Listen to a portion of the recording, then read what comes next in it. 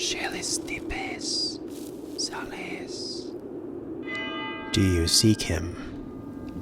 You have found yourself among those who roll the dark dice. What you are about to hear happened long ago, a story brought back from the edge of oblivion, dutifully transcribed and enhanced orally to better captivate your attention. Our tale is a harrowing and collaborative one, set within a world of dungeons and dragons. However, dissimilar to most stories of its kind, our protagonists are not fantastic heroes of legend. They do not understand what awaits on the path of their fate, and they do not overcome all odds. No, I regret to inform you that this story follows a team of flawed individuals, selfish, foolish, naive, and ill-suited for the path of the hero. But not every story is about heroes. Some tales are fables of warning. Do not go into the woods at night. Fear the strangers in your midst. Never play with games of fate. Dark Dice, Chapter 1, The Silent One.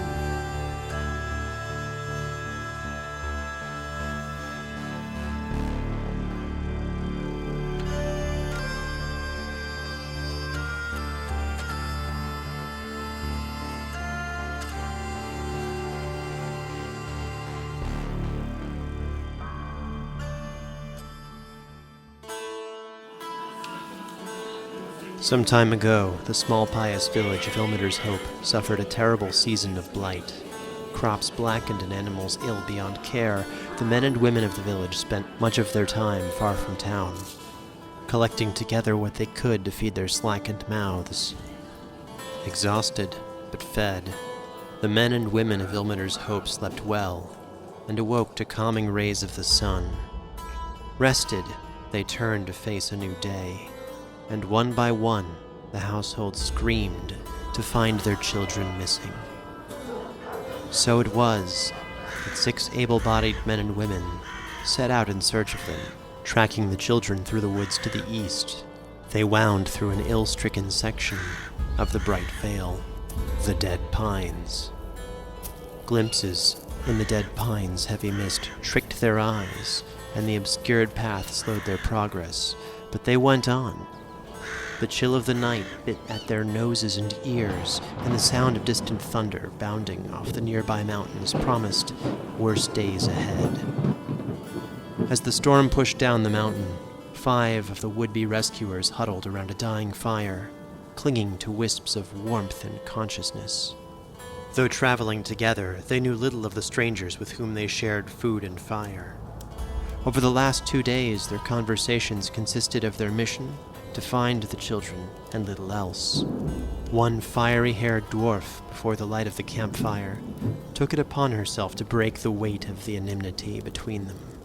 I guess I better break the tension. I'm rowing a granite pike. As she spoke, she stood, rustling a long, dark, cumbersome cloak behind her, before seating herself nearer the fire, dragging her small pack close. The light flickered across the well-carved sigil of weighed scales pressed into her metal chest piece, and on the small, well-cared-for harp hanging at her hip. I've got family here too. I better introduce my cousin. This is Father Westpike. Actually, I don't know if you've got a first name. I might just call you Father or Cuz. I am Sindri Westpike. I hail from the Frost Iron Mountains. While the aged dwarf spoke, he moved to place more sodden wood upon the fire. He stepped with a limp and an unevenness, his shoulders strong but carrying a hump from decades of toil in darkened mines. As he placed more wood upon the fire, embers bounded up past his grayed beard and hair, and his smiling face. The face of a proud, happy dwarf, a life of hard work and dedication behind his eyes. I've traveled these grounds for 80 years now, and I have now been in Ilmater's Hope for maybe a year, trying to help build the current church. You would know me as a cleric of the god Pelor.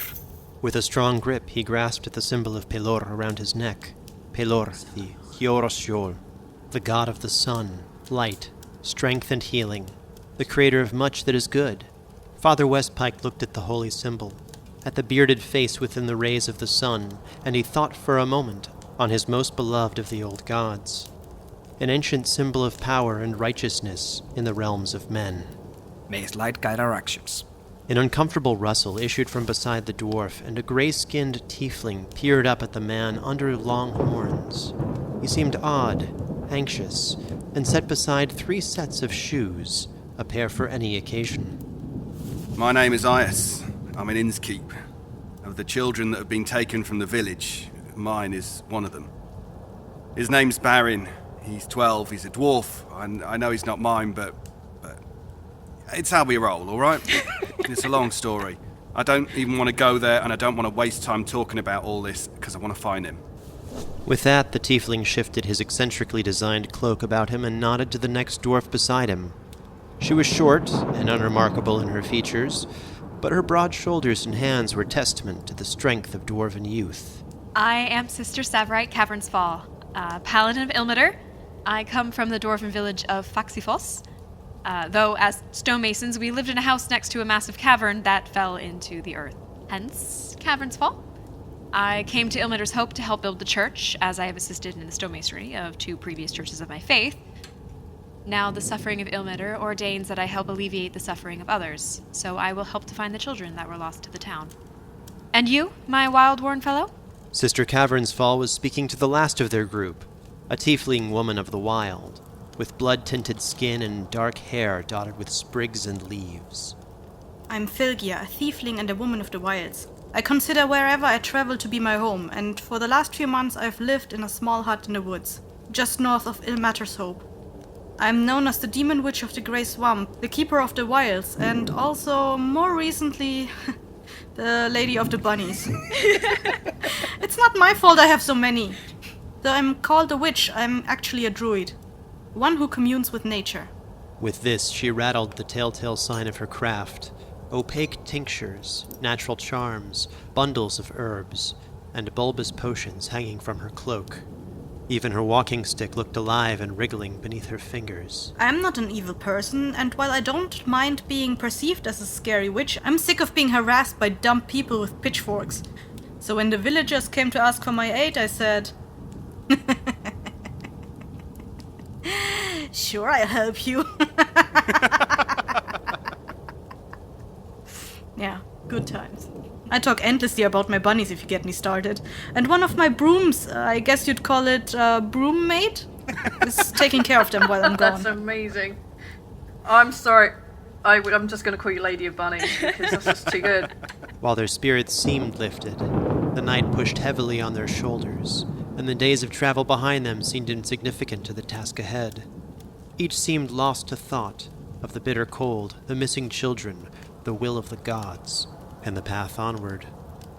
Breaking the sorrowful silence, Iasinski shuffled his pack.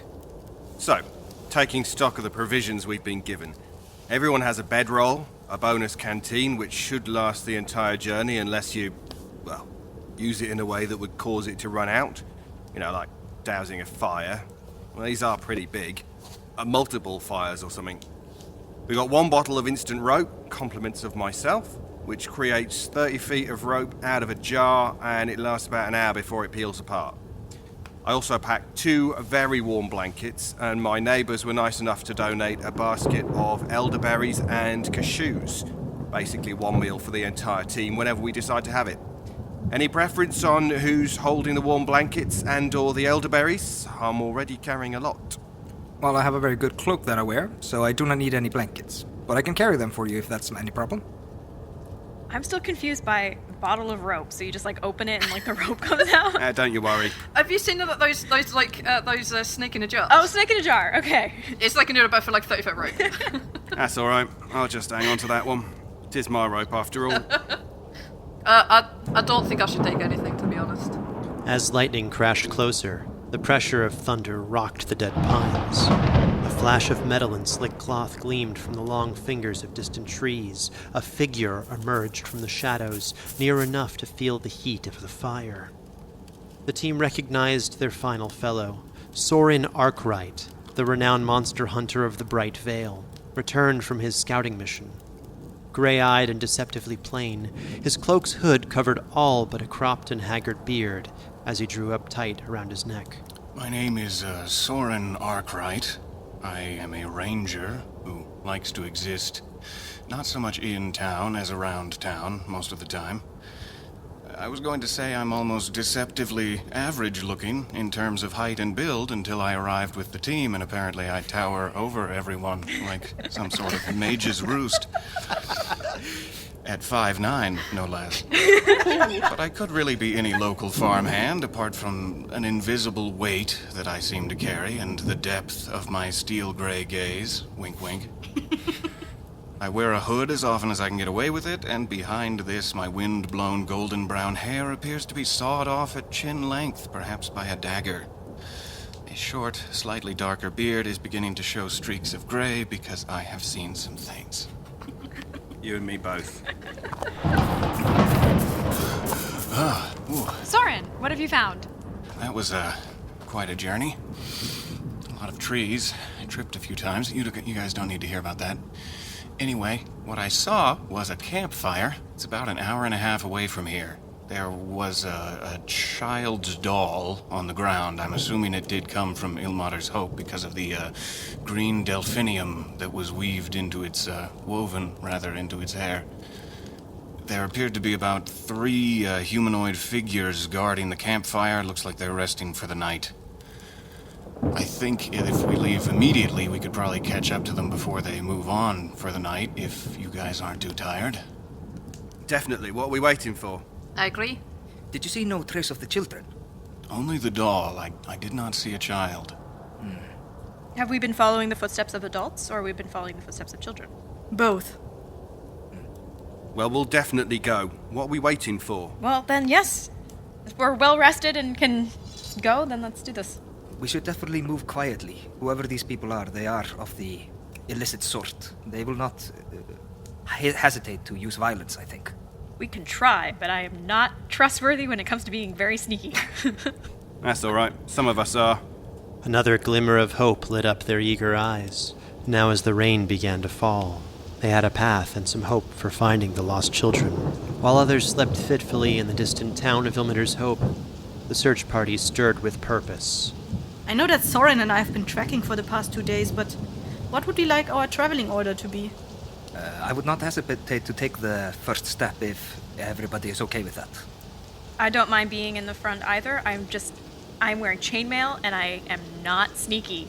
Oh, neither am I. I am simply thinking that we have the more beefy of us up front. Who are you calling beefy, Sindri? I only meant... I was joking. I'm as strong and stout as a dwarf could wish. A block of quality stone. I'll just trail behind you silently. These forests are not kind to strangers.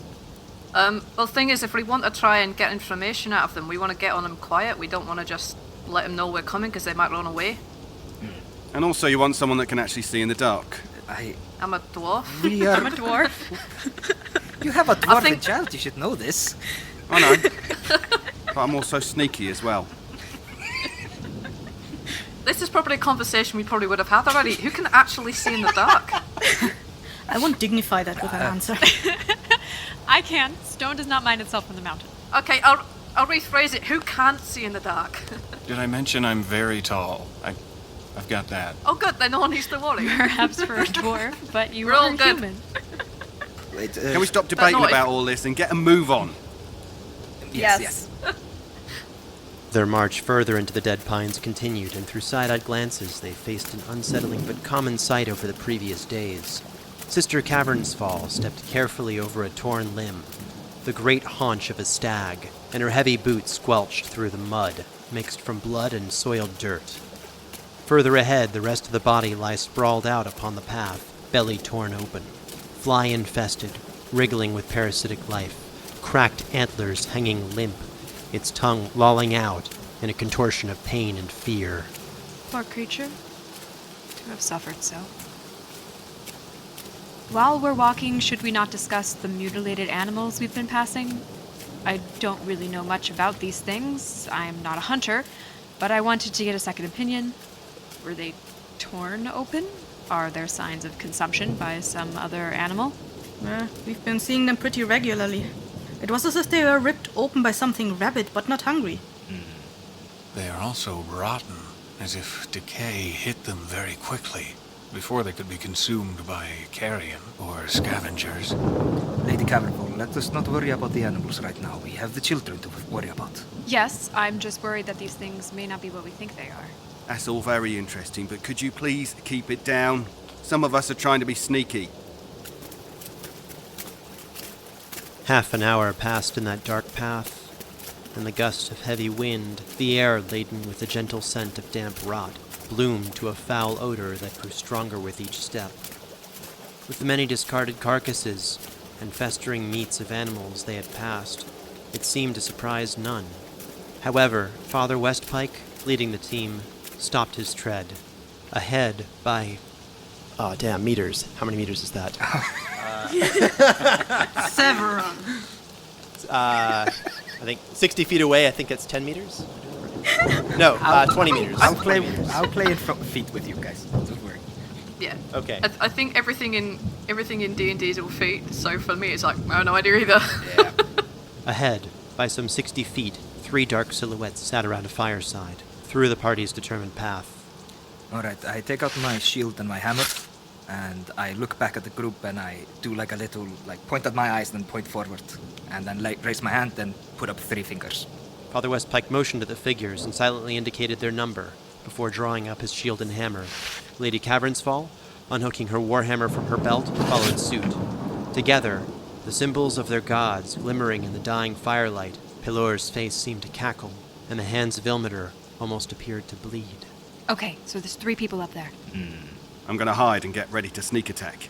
The dead debris underfoot, a constant reminder of this sickening place, made it difficult for Aias to easily act as he wished, and so he put stock in his skill and cast the die. 18. Fate smiled down on the tiefling in that moment, and Aias took his place behind a nearby growth of thorned brambles without the slightest rustle. He now waited at a distance from the party until the need arose for more dire action. Am I able to perceive how the 3 figures are armed, if they're carrying any weapons? Trailing behind his fellows, Hunter Soren Arkwright attempted to glean more about the distant figures, straining his eyes in the dark. All right, got a 10. They appear to be unarmed merchants. 1 female, 2 male, humanoid, perhaps human or half-elf. Between flashes of distant lightning, aided by dwarven and tiefling dark sight, the others saw that the trio was facing away, motionless, unarmed, and dressed in the plain but colored garb of merchants.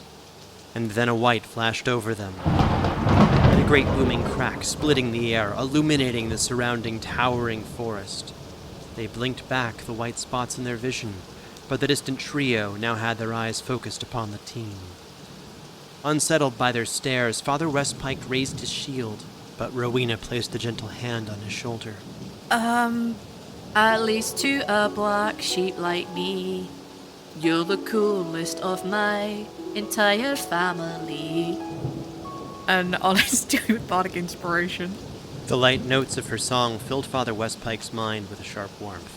The memories of fond dwarven revelry made into song and strength. This was the magic Rowena had taken up. Not the devout power of the gods, but the living enchantment of music. Such inspiration. Yes, because I'm a Valor Bard. Nice. You only get to use it once. It can bolster your chances to hit, strengthen attacks, swing luck your way, or shore up your defenses. Make it count, dude. I don't want you to die, so I'm just gonna piss off into the bushes. This is too much. Keep close to me. We don't know what is in these woods. Alright, the creatures are staring at us now? Or Again, I don't think they're armed. They look like human merchants. Alright. State your names. What are you doing in this forest? Sitting so far off into the dark woods, the trio remained unmoving around their sputtering fire. Floating embers here and there drifted before their eyes, which stared at Father Westpike. Straining through the dark at the edge of his vision, Father Westpike watched, confused at their lack of action. Yeah, I guess I'm trying to figure out, are they, absolutely, are they statues still? Are we talking, not a muscle, not even the movement of the breath? I got a 19 on the dice, so... Nice. Still sharp in his old age, Father Westpike could see their chests move with shallow breaths, shifting their merchant garb with every slight heave. As a log cracked open atop their fire, it was easy for the cleric to discern their glittering jewel brooches, gold necklaces, simple trinkets, and well-carved bracelets. And yet, they wore no shoes, and their traveling clothes were sodden with rainfall and smeared with mud. However, most unnerving were their decaying smiles, spread out beneath otherwise hateful, unblinking glares. Are you in need of assistance? This is not okay. I start moving forward very slowly. I have my hammer ready to strike if anything approaches me, and I tell the party, they are not okay. They are not well. I'll follow you cautiously with my bow, but not very threateningly. I will approach with you, following you, as I am sure you will seem far less threatening alone if you are attempting to talk. Yet, if they attack, I will not hesitate to act. I'll take him from the side. I'll turn myself into a wolf and go around. It was a sight to behold. With a gesture lost to the dark of the forest in the age of her arts, the woman of the wilds bent and contorted. Her long, dark hair wrapped around her limbs, her nails grew dark and thick, her horns pushed back along her skull, disappearing beneath the fur. Her pointed tiefling tail was the last to be consumed by the growing, wrapping noose of bristling hair. With a glint of long white teeth, the wolf Filgia shook out her haunches. That was surprisingly realistic. Okay. I love druids. I'm just gonna hide behind this tree. Actually training stealth. Why did I study stealth? As Lady Rowena concealed herself from the prospect of battle, ahead of her the merchant woman broke her silence, opening her grin wider and wider, parting her clenched, decaying teeth as if to speak. She opened her mouth, her tongue moving as though to whisper, but all that projected was a weighted heaving sound. Her tongue pushed forth from her mouth, past her teeth, past her chin, then further. Wriggling, retching, the tongue tore itself apart, the two halves reaching out, wrapping around her jaw. They wriggled as though jointed, long dark fingers pushing out from her throat, and as the long digits gave way to an elongated hand, the flesh of her cheek tore open, and a sickening crack signaled the dislocation of her jaw and the snap of her spine. The mouth tore open, another long black hand pushing free, the woman's neck bloating, and together the two hands gripped her shoulders, pushed down, pulling up an emaciated, hairless figure of oily skin and protruding bone. It was here, among the looming cage of the dead pines, beset by an unknown darkness, the air heavy with rot and turmoil, that the fellows first doubted their sanity, all but Lady Rowena, who, hidden behind the tree, saw nothing of the harrowing transformation. Yeah. I imagine my back is very firmly against this tree. I'm just listening for sounds of distress. The rest of the team must make a sanity check. Has this thing... my son... Sister Cavernsfall and Iacin's keep recoiled from the sight, their minds suspended, their sanity raked over by the long black nails of the unfurling thing before them.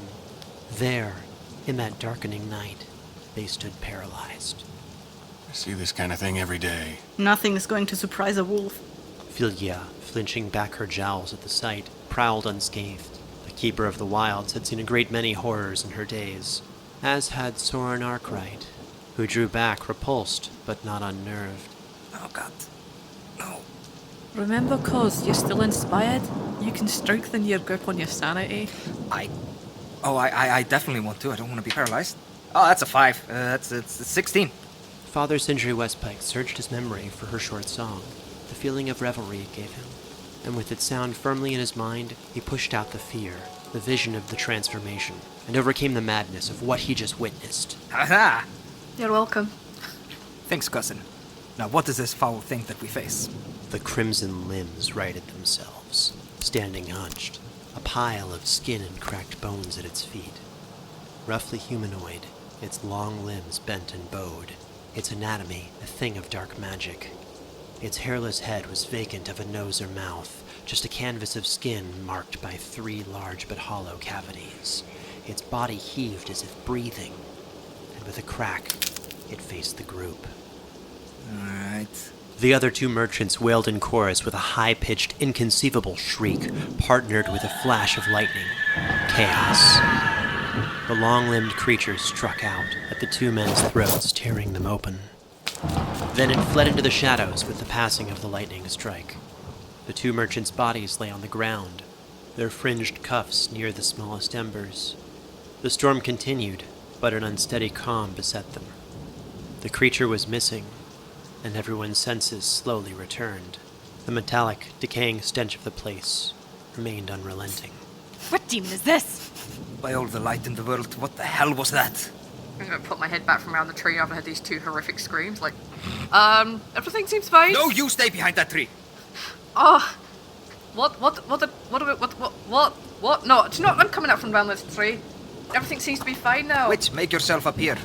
The carcass of the woman that thing pulled itself out of? I've never seen such a thing. And the two whose throats have been cut open. Witch, please, make yourself appear again. Come back from the woods. Okay.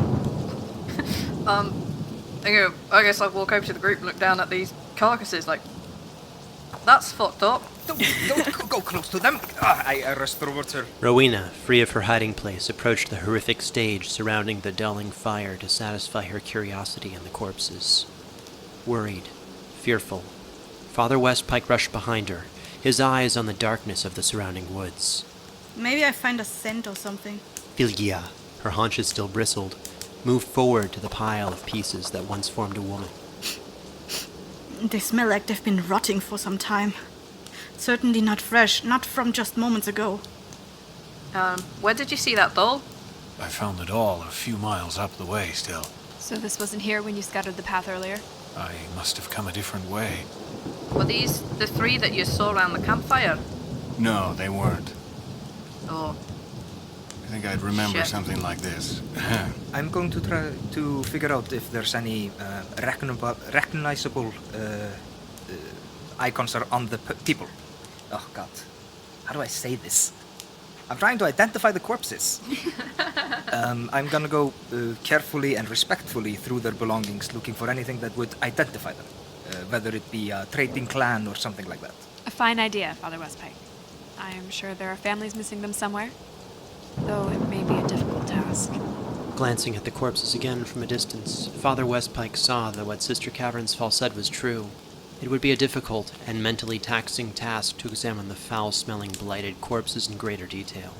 A test of his hold on sanity itself. All right.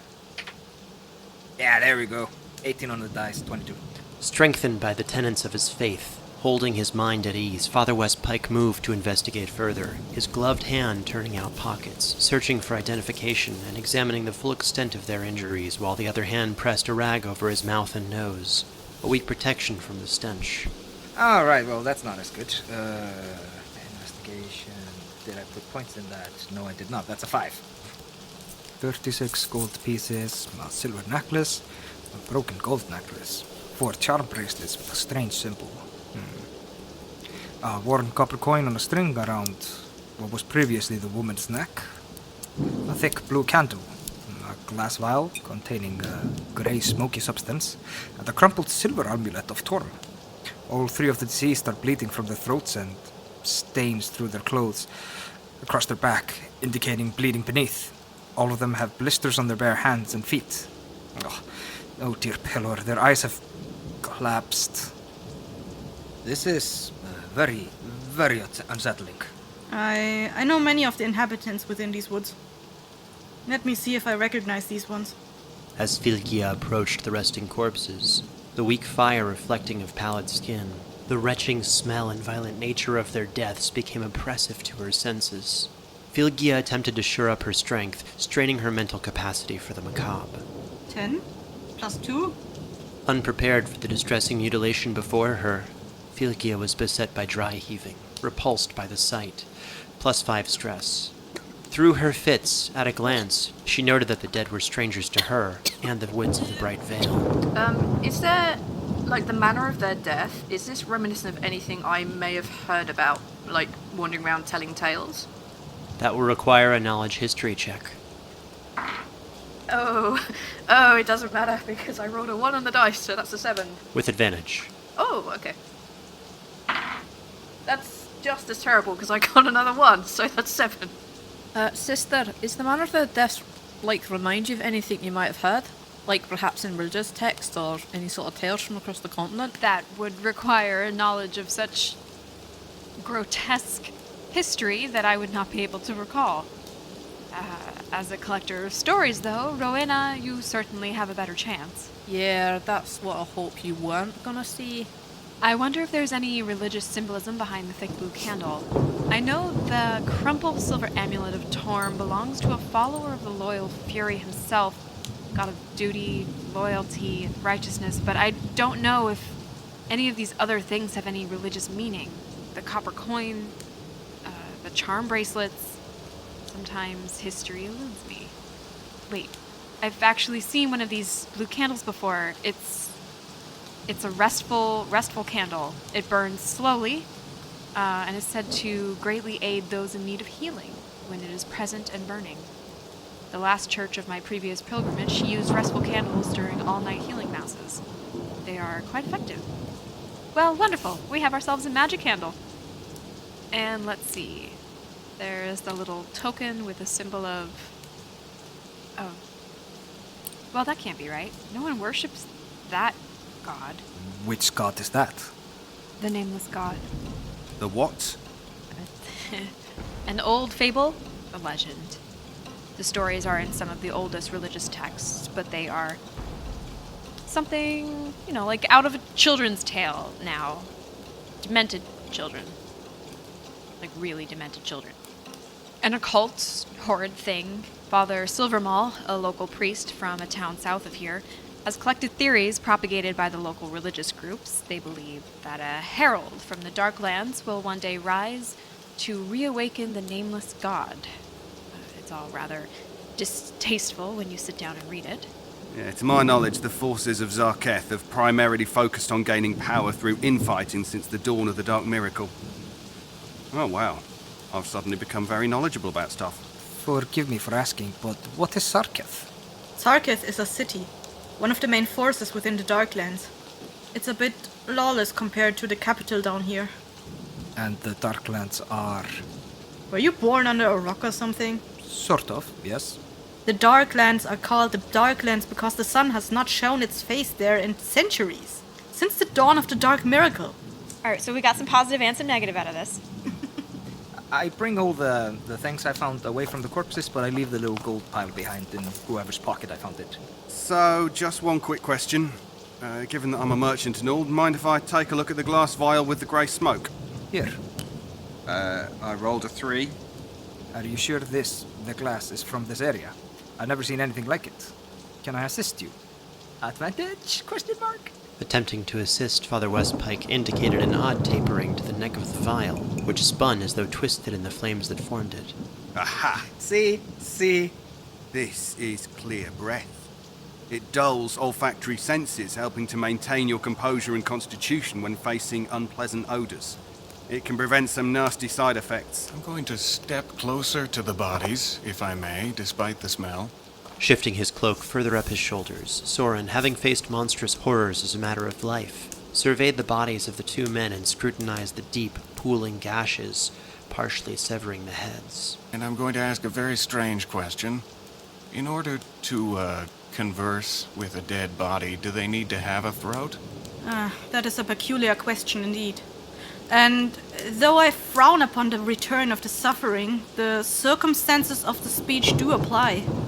Bodies reanimated, not healed, would possibly find speech difficult with their throats slit or so. But a more spiritual calling would not require a throat, as the voice is disembodied or sometimes astral. Oh, yay. Odd reaction, but to each their own. I'll inspect the bodies first. Maybe turn them over. Soren, unfazed by the fetid brutality, further jostled the corpses, turning them over to investigate the bleeding backs discovered by Father Westpike. He paused a moment, drawing together a mental bulwark, before cutting free the impending claw. Waiting patient, Sister Cavernsfall took up her holy symbol of Ilmater. She watched the jostled dead with pity and decided upon the proper prayer for the dead. Where's my incense? Ah. Ilmater, bloodied, burned, and broken, crying God, waiting with open arms. Forgiveness is the mark of light, a burden lifted from suffering lives. Now free of bonds and mortal toil, take up their suffering, shield their souls. The bodies left are poxed with truth, that the lives of men are ill endured. Though not all see the trail of blood and know the pain you take up, may the world beyond be unchained, unbeaten, an unyielding domain of compassion. You know, that's really rude of you. Excuse me? That is really rude of you to assume that everyone wants you to pray for them after death and try to steer their souls towards your god, the Lord of Suffering or some bullshit, if I'm not mistaken. Lord Ilmater bears the suffering of those he can and is an enemy of pain and cruelty. And I believe it would be more rude to assume one would wish to be left in the mud unattended. Their spirits need not follow the path I light for them, but I strive to make the afterlife open to such suffering souls, if they choose, Sir Ias. Not sir, just Ias. I'm an innkeeper, not a knight. It is brave of you to accompany us into the woods in search of your son. I wouldn't have it any other way. But I maintain what I said. You shouldn't pray for dead people you don't know. What if they were evil or wanted their souls to go to oblivion? I know I wouldn't want to find myself in the domain of some god after I die. I just open a door to the realm of many gods and goddesses. A choice for afterlife. It is the decision of the spirit to pass through or to remain. Look, you're an idealistic young dwarf who's helped a few communities that have supposedly seen hardship. But if you live long enough to see as much as I have, you will come to understand that there is great evil in the world, and that evil often extends into the next one as well. Evil exists everywhere, but do not discount the strength of the light. Suffering can be great or small, just like happiness, and one does not eliminate the other. I got a 15 investigation and then a 19 plus 2 sanity. As Sister Cavernsfall's incense fought back against the oppressive stench of decay, Soren examined the bodies further. He made a disturbing discovery. Across the backs of the men were letters, carved, flayed, burned, and scratched deep into the skin. The roughly carved symbols rose from the bruised skin, characters of the bedeviled infernal script, still bloodied and legible. Dahafwik Ma, Dahafwik Ma, Dahafwik Ma. Again and again, down spines, across ribs, Dahafwik Ma, embedded into the skin so deep it could never heal. Scouring his previous encounters with infernal stock, the phrase sent an itch crawling up his limbs. It was recognizable, a call in the dark for something still darker. Dahafwik Ma. Do you seek him, the silent one, an ancient thing, a tricky thing? A saint to some, if saints were feared and never loved. The sorrow of children, the gatekeeper, guardian of the Nameless God. We might be in some trouble here. Soren, I think your name is? Absolutely. Peeling his eyes from dark forests, its trembling trees hiding the long depths beyond, Father Westpike noticed Soren examining the bodies, the torn cloth discarded near the fire. Distressed, the dwarf approached, failing to detect the tremor in the ranger's hands. What are you doing? Please, let's not desecrate the dead more. I understand, but they are dead and gone, so I don't really care. I've seen this before, I'm afraid. The symbols, they are of the Silent One, the sorrow of children. I think I know why all these bodies, why they're not being eaten. I think they're just having their faces stolen. What? More religious bullshit. All the more reason we should get moving and find the children. I don't like the idea of a monster that delights in murdering kids, so we should probably hurry. I just saw the symbol of the Nameless God. I believe it was on one of the charms. Where are you? Yes. I will pocket you for now. I'm assuming we're going to distribute the blue candle, the glass vial, and the silver amulet. I don't mind. I'm taking absolutely nothing. I could take the candle. Yeah, please do. I'll take everything else if you want. Yes, please. I'm a wolf. I don't have pockets. Will you attack me if I like pat your head and stroke your fur? I will growl at you. I'm just gonna do it anyway. Damn! Yes, let's go.